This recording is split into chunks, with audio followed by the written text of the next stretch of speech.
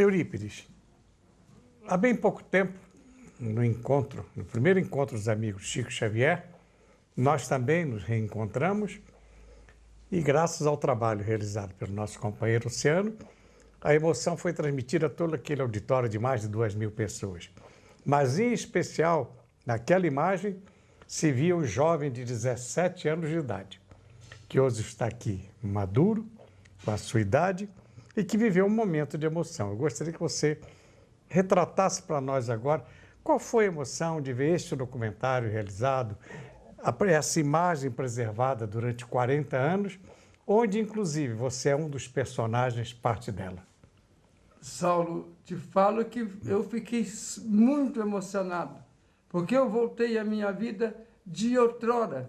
Voltei algo de quando eu via o Chico vigiar como se eu fosse uma criança. E aquele cuidado de um pai que sempre, ali no povo, ele dizia que eu era forte, que eu podia, que ele era tudo, mas ele vigiava a gente como um garoto e orientava a gente como ninguém. Então eu fiz um retrato da minha vida, de todos os ônibus dessa jornada que você participou junto conosco. Você imagina o povo que haverá um dia que as pessoas vão ouvir falar de Chico Xavier e eles vão achar que isso foi uma história da carochinha, que isso foi um mito criado por alguém. Assim como nós vemos aí nos cinemas hoje, ficção. E o Chico não foi uma ficção. O Chico é uma realidade, foi uma realidade e vai ser uma realidade por toda uma vida, por toda uma existência. Conquanto ele dizia sempre que a doutrina espírita nasceu livre do povo, para o povo com Jesus, mas desde os princípios da obra, nós hoje estamos vendo falar em Marte, falamos em tantas outras coisas que a ciência tem descoberto, e que, se eles forem olhando, como a gente sabe que muitos e muitos homens da ciência hoje estão lendo Chico Xavier, e eles vão facilitar os seus trabalhos e também para a humanidade, porque em tudo, além do sábio, da inteligência, da ciência, eles vão encontrar uma ciência diferente, uma ciência amparadora ao ser humano, uma ciência, primeiro, com Deus e com Jesus. Eurípides, nosso conhecimento data de 40 anos. 40 anos. E você era aquele jovem que fazia leitura daquele receituário que faz parte do nosso documentário. Mas nesse momento, nesse recanto especial, onde viveu tanto e tanto até os seus últimos momentos o nosso Chico, eu gostaria que você me descrevesse cada lugar desse que nós vamos caminhar contigo, como filho querido de Chico Xavier, que com ele conviveu praticamente 50 anos, a importância de cada um desses lugares. Esta sala e nesse recinto. Quando nós mudamos para esta casa, do número 160, você entende? Para aqui 165, da nossa residência desde 1975. Este era um local em que o Chico, ele foi colocando tantos papéis que não dava nem para acompanhar dentro de uma disciplina de ordem, que ele falava que a ordem vinha dos bons espíritos, que eles não podiam parar, que eles não tinham tempo para parar e que ele tinha de acompanhá-los. E nesse lugar aqui, ele então se recolhia em alguns momentos e até muitas vezes tomava conhecimento de acontecimentos no mundo exterior, vendo daqui a sua televisão, o seu programa várias preferido. E várias vezes, depois que nós tivemos de modificar, que ele ficou mais para o lado de lá, que a labirintite tomou conta dos seus problemas de saúde, ele ficava mais no lado de lá. E aqui ele vinha, eu transformei numa sala, ele gostava de ver o jornal. Sentado nesse aqui. local onde eu estou. Você entende? Nós ficávamos conversando muito tempo antes que eu fosse para o meu consultório, para o trabalho da tarde. Então, sempre antes que eu saísse, ele vinha aqui assistir um pouco de televisão. Uma coisa, Eurípides, você acaba de dizer que vocês conversavam muito aqui. Alguma lição, alguma coisa que você julga que é interessante você ressaltar de uma dessas conversas, provavelmente um desses conselhos? Os conselhos de Chico eram sempre sábios, não só para o Dr. Eurípides, mas para todos nós. Você, Saulo, sendo a pessoa que acostumou a ser investigativo em tudo, você sabe que o Chico jamais falou alguma coisa em vão.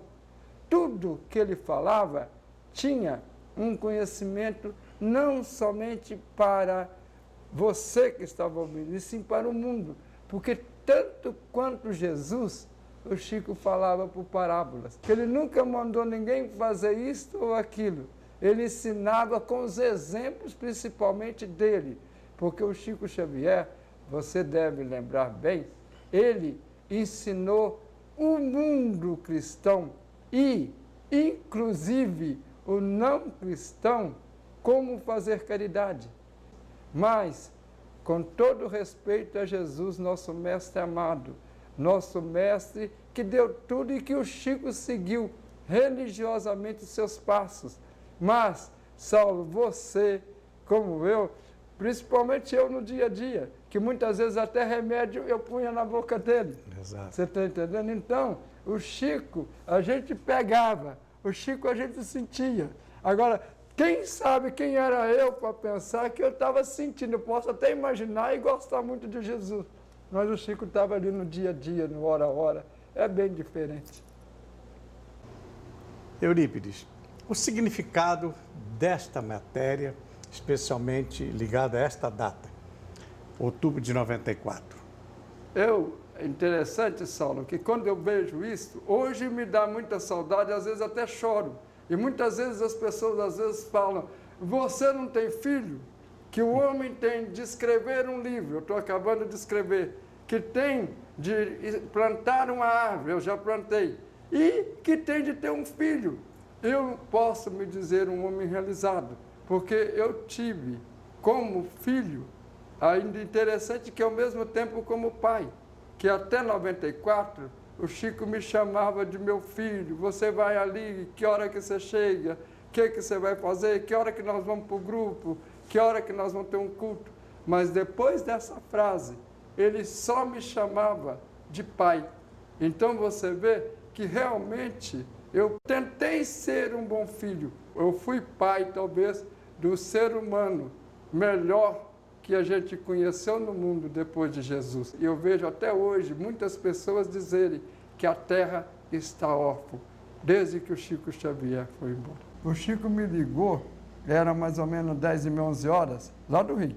Eu disse, você sai de casa agora. Minha garagem era do lado de lá, você lembra, né? Lembro. Você sai agora. Eu falei, que é isso, Chico? Eu já estou deitado, eu não tenho medo de nada, está tudo bem, eu estou bem. Você vai sair agora de casa, porque eles vão te matar, vão entrar aí, vão te matar. Eu falei, que é isso, Chico? Porque quando ele viajava, que a gente não ia, às vezes ele ia lá para o Galves, ia lá para o Cultura, às vezes a gente não ia, né? O Vivaldo sempre ia com ele, às vezes eu não ia, né? Aí o Aparecido ou o Chechel dormia. E o Chechel não veio. Como que ele sabia que o Chechel... Você sai, vai atrás do Aparecido para ele vir ficar aí com você. Saulo, a hora que eu dei ré, na garagem de lá, 2 homens chegaram batendo no vidro do carro. Eu saí assim, com tudo. Fui atrás do Aparecido, que o Chico mandou ele vir ficar aqui comigo. Aí eles ligaram, acharam 2 homens aí, 2 ladrões aqui. Ó. Eurípides, esta foto tem um significado muito especial. Quem pintou e por que motivo? É um médico que tem a alegria e o prazer de ser pintor, é o cirurgião plástico de Uberaba, doutor Esbiça.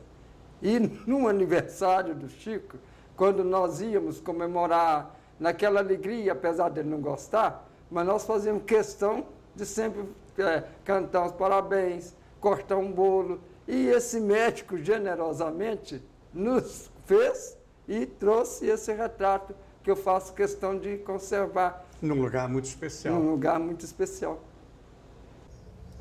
Neste painel, organizado pelo Dr. Eurípides, onde podemos observar os mais importantes e trabalhos realizados pelo Chico Xavier.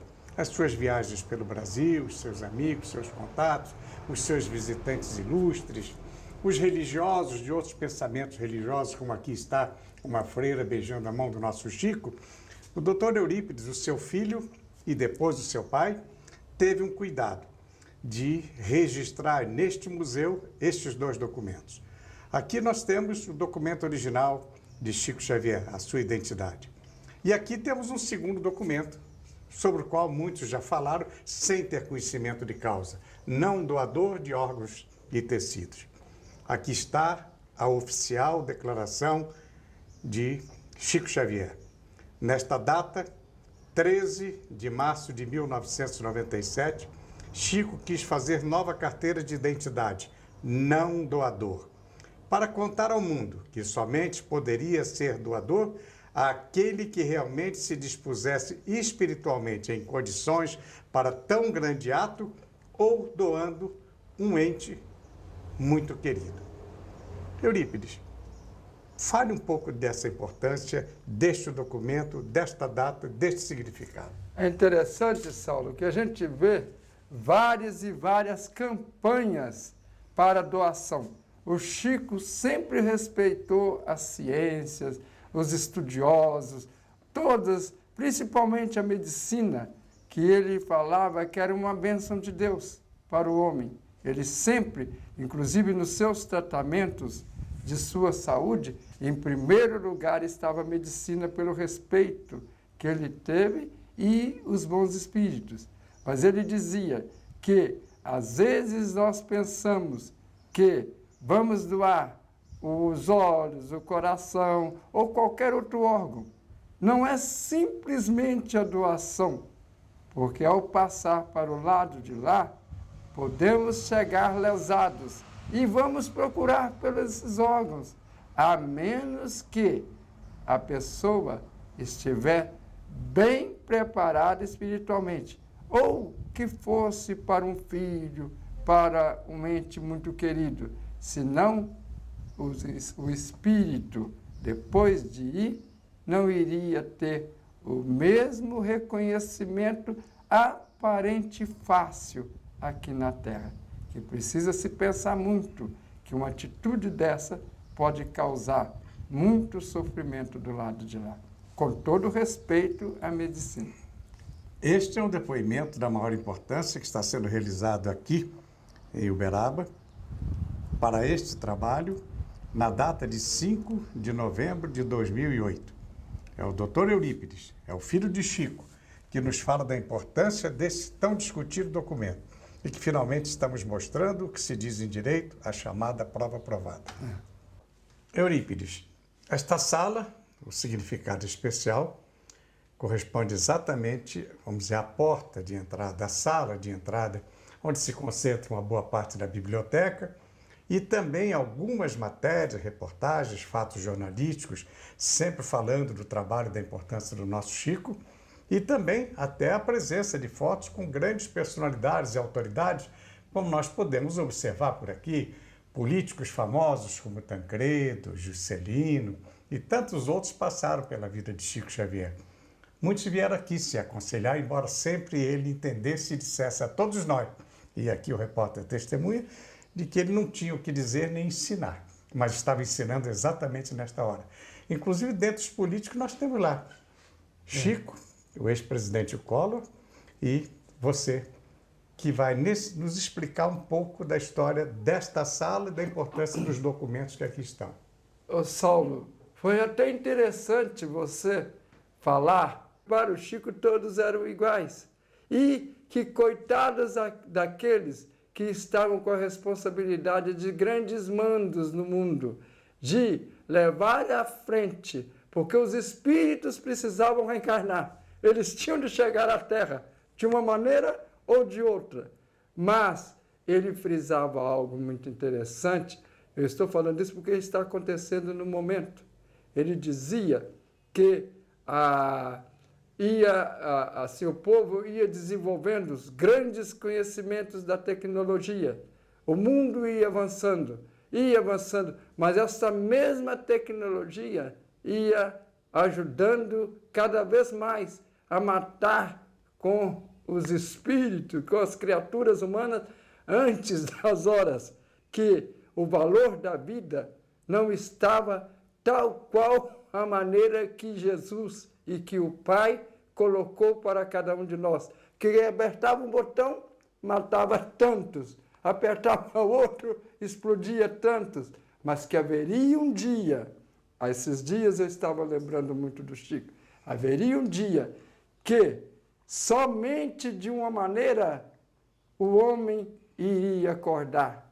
E não era pela maneira de se matar, pela frieza que a criatura humana ia ficando. Mas a hora que as finanças nas grandes nações iam apertando o cinto, eles teriam de se apertar. Eu até ria. E agora a gente vê que a Europa teve de apertar entre si. Os asiáticos tiveram de se apertar e se unirem. E os americanos, inclusive nós, também. Mas ele dizia que, graças a Deus, o Brasil era o coração do mundo, a pátria do Evangelho. E que aqui o mundo era como um lugar onde todos poderiam vir descansar, se reorganizarem na vida, que o Brasil abraçava e aceitava a todos com o coração aberto. Mas aqui nós tínhamos oxigênio, tínhamos alimentações de uma maneira fácil, a energia, porque os nossos rios forneciam grandes maneiras fáceis para a energia.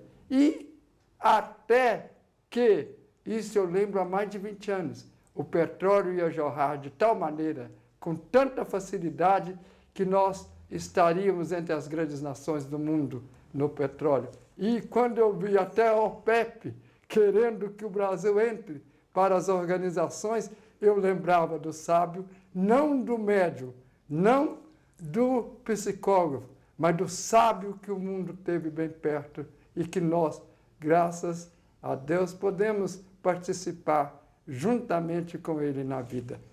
Eurípides, eu gostaria de aproveitar e assinalar. Você faz uma referência de 20 anos para cá, quando nós sabemos que, em verdade, data desde 1927, quando recorremos aos arquivos, às palestras, às reuniões em Pedro Leopoldo, às reuniões a partir de 1959, em janeiro, aqui em Uberaba, e nas primeiras reportagens realizadas, desde essa nossa primeira reportagem, objeto deste material, deste documentário, em 68, quando o Brasil ouviu, não somente em 68, nessa matéria de maio, que estamos completando 40 anos, mas também no Pinga Fogo Histórico, nos 2 programas de 1971, esses ensinamentos, essas observações e tudo isto que você acaba de dizer, o povo brasileiro e povos de outras regiões tomaram conhecimento através das entrevistas e dos documentos firmados pelo nosso sempre amado Chico Xavier. Ela sabe que o Chico gostava de lembrar, que muitas vezes ficava olhando,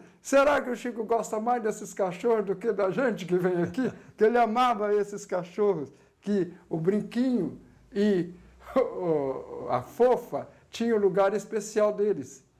Vocês entendem? Então, ele gostava de lembrar de uma história desde lá, Pedro Leopoldo Luiz Gonzaga, que determinada senhora que gostava de ir ao grupo lá e não podia ir porque o esposo não gostava. Ele falava que certa vez o Arnaldo Rocha lembrou que observou e falou, Chico, toda reunião esse cachorro fica até o fim. Por que será que ele fica tanto tempo? Procuraram saber de quem era. Era dessa senhora que não podia ir. Ela adestrou o cachorro para ir lá buscar as boas vibrações para levar para casa, já que ela não podia ir até lá. E o Arnaldo, então, foi gozado, Chico. Esse é o primeiro cachorro espírita. Mas arrematando de uma maneira tão séria e vendo o carinho dele, que nós tínhamos as nossas companheiras aqui, você entende? Que cuidavam para ajudá-lo dos cachorros, dos gatos. E na desencarne do Chico, lá no Grupo Espírita da Prece, eu não sei se vocês observaram que durante todo o tempo ficou um cachorro embaixo do caixão dele. E após isso está no meu livro, está lá a foto.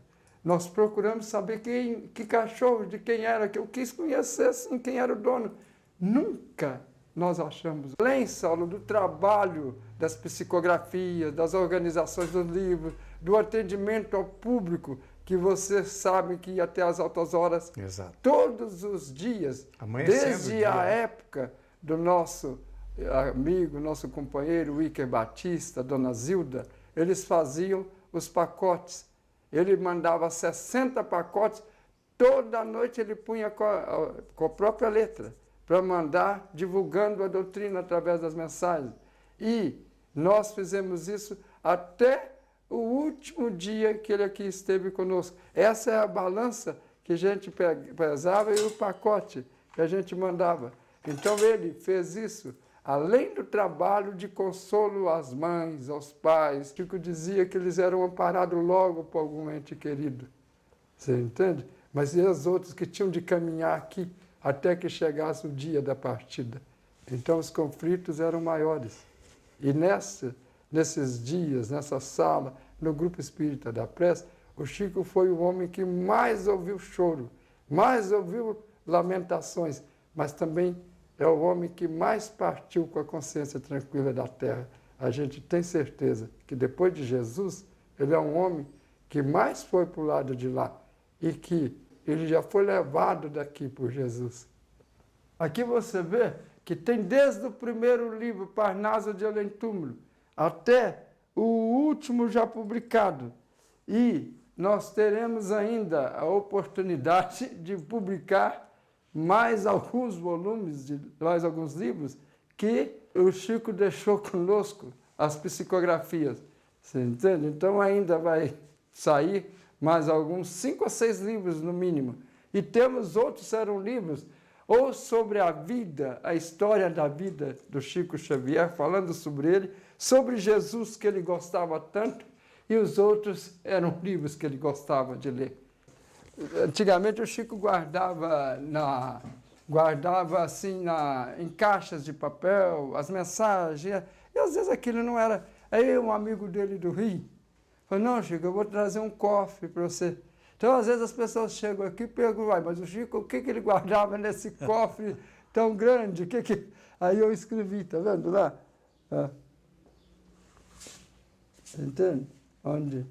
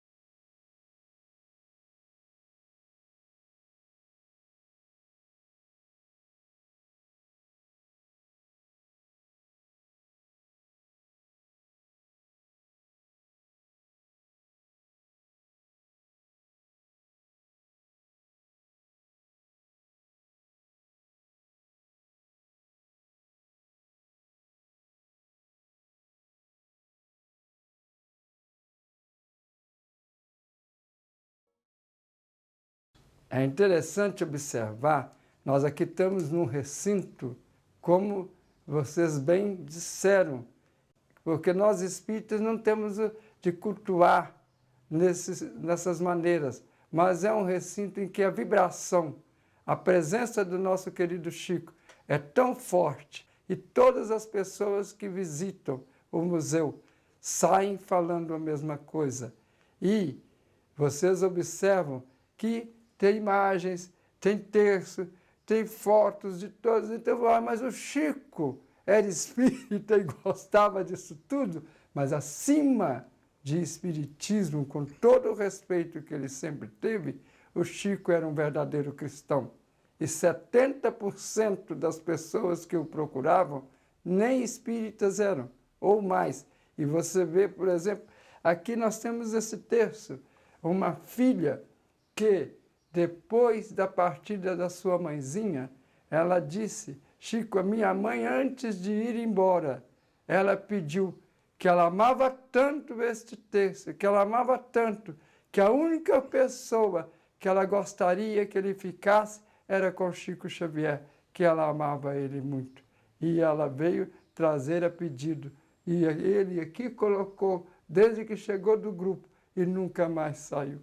E você vê que o Chico tinha amizades, era querido por todos os religiosos, por todos os segmentos, e mesmo aqueles que até aparentemente diziam que nem religião tinham, mas ele dizia que na hora da dor, todos gritavam por Deus, chamasse pelo nome que chamasse, mas eles olhavam para o alto em busca de algo com uma força maior.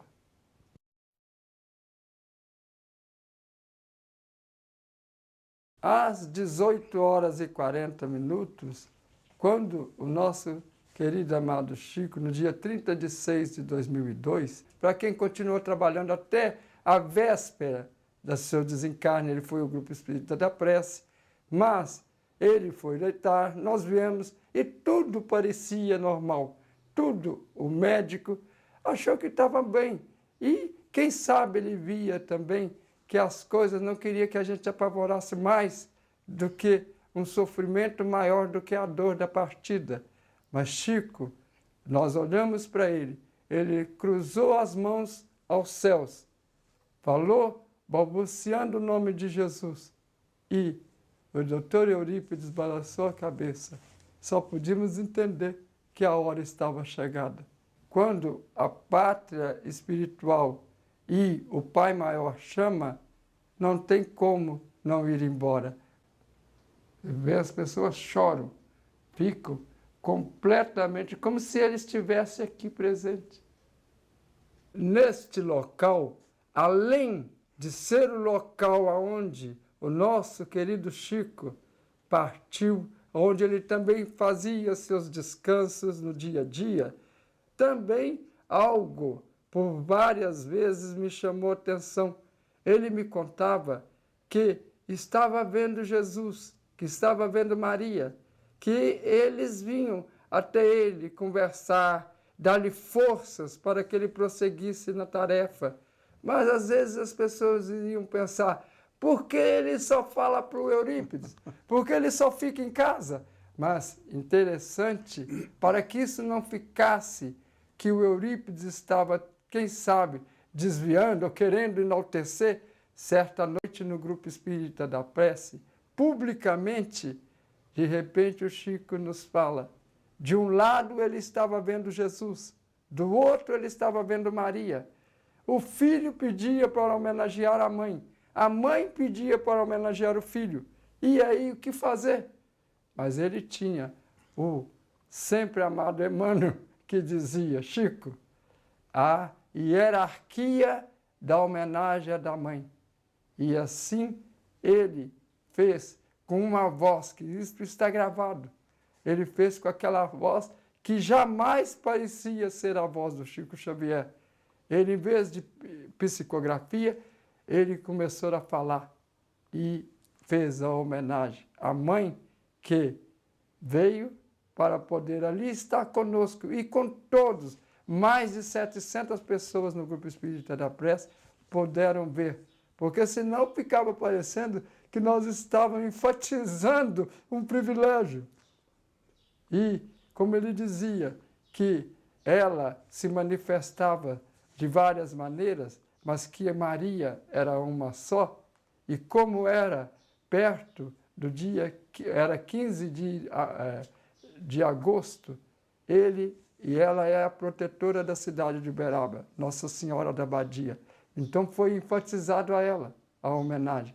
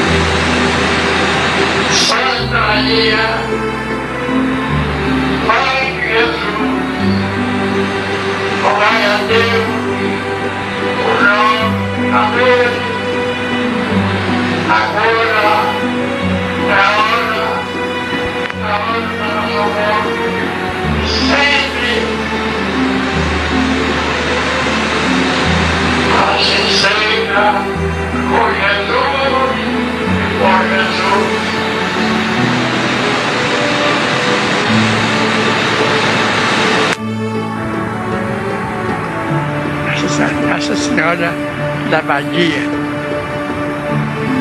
Estamos